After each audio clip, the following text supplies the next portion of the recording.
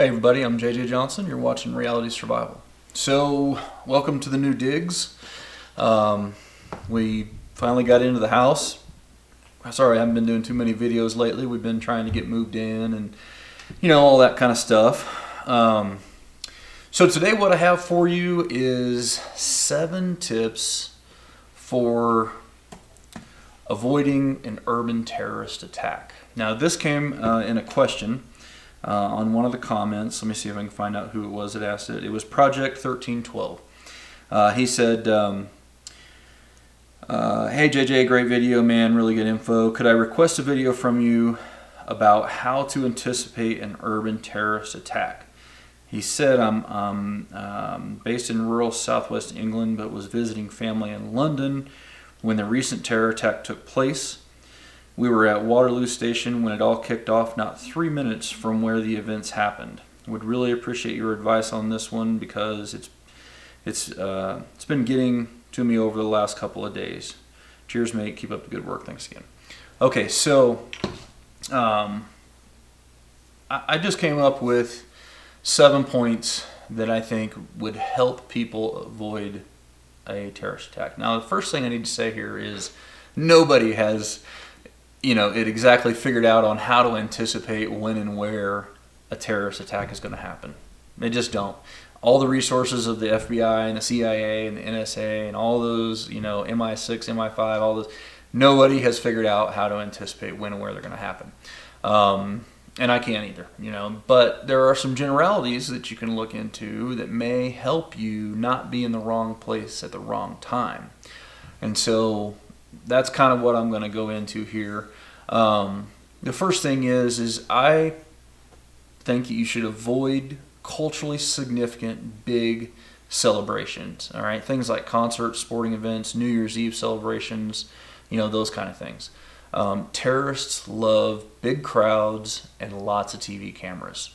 So if you're finding yourself in one of those places, then that's a bad place to be because those are the kind of targets that they're looking for. All right. Number 2, when you're walking along busy streets, walk closer to the buildings if you can, and not right on the street. Now I know that that's going to put you in a lot of instances, depending on which side of the street you are or whatever, that may put you against the flow of people.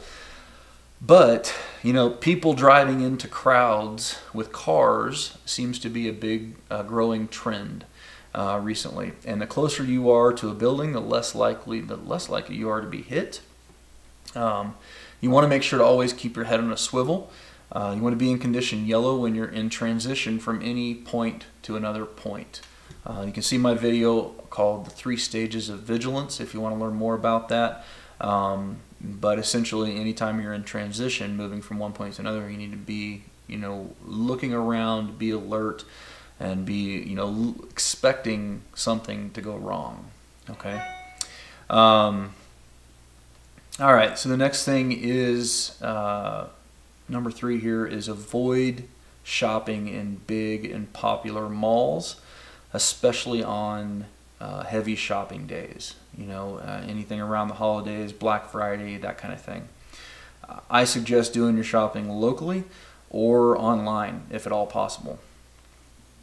These are just easy targets, Number 4 is if you must be in a place where people are gathered together, where there's a big crowd of people, make sure that you always sit on the edges or towards the back or especially close to an exit if possible. Avoid at all costs sitting in the middle of a crowd because if something goes wrong, you're almost certain to get yourself caught up and being trampled, and it's just going to be a mess in there. So you really want to be along those edges or close to an exit, at the back, something along those lines. Okay. The next one is number 5. Avoid parts of town that are known to have violent rallies or protests. Okay. If you go to these parts, if you have to go to these parts of town, make sure you go in a group of at least 3 or more. Groups of 3 or more are less likely to be attacked. the bigger the group, the better. Basically, is all I'm going to say in that. Yeah, that's pretty much straightforward on that one. If you're going to go someplace that you know is prone to have violent outbreaks and stuff like that, then just make sure you're with a big group. Okay, number 6, if you're going into the big city, even a non-violent part of the city, I would always try to have at least one other person. If you can go armed, then definitely go armed. But I know that the person that asked this question is actually in England, so you may want to look into some non-lethal options. I'm not exactly sure what the rules are in your country, but you know, I would definitely look into non-lethal options, and that might be something that is items that are not categorized as weapons that could be used as weapons, you know, secondary kind of devices and stuff. But again, I'm not really sure what's legal in your country. So number 7 and really number 6 kind of goes with anywhere that you go. If you can have something to help you with self-defense, then that might be good.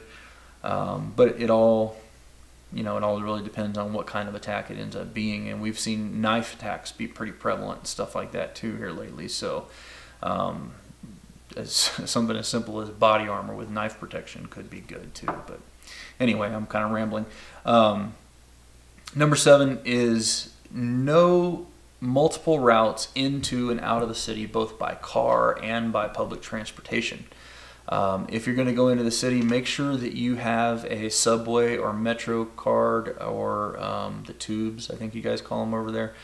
Make sure you have one of those smart cards already charged up with money on it, so that if you need to use public transportation in a hurry, you don't have to stop and try to charge up the card and all that kind of stuff. You can just, you know, swipe it and go, get onto the whatever it is, and then get out of the city.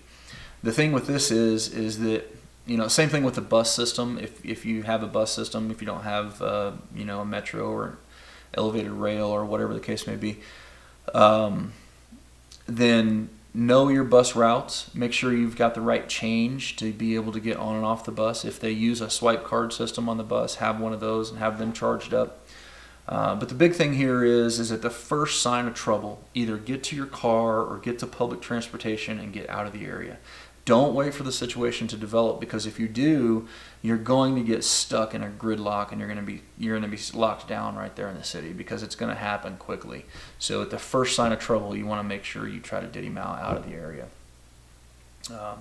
All right, so the next thing is, and that's all the 7 tips that I have here, but I personally try to avoid big cities at all costs. I used to live out in Washington, D.C., now I live in Cheyenne, Wyoming. So that was an intentional move on my part to get away from a big city, because it's just too often we're seeing big events happen all over the place, and for me, it's just not worth it. I don't want to be around those areas, because I know that the increase in likelihood, you know, it just goes through the roof when you go into the city. So I try to stay away from them at all costs. And I think that's really what this all kind of boils down to. But a lot of it's situational awareness and different things like that. But these are just a few tips that came, you know, to my mind. If I can think of any others in the future, then I'll definitely do a follow-up video on that. But those are the big ones that are standing out to me at this point. So anyway, I hope that's helpful. As always, guys, I definitely appreciate it when you click the thumbs up button, when you share it with your friends on Facebook, Twitter, and Google+. And don't forget to live the 6 Ps. Proper prior preparation prevents poor performance. Stay safe, guys.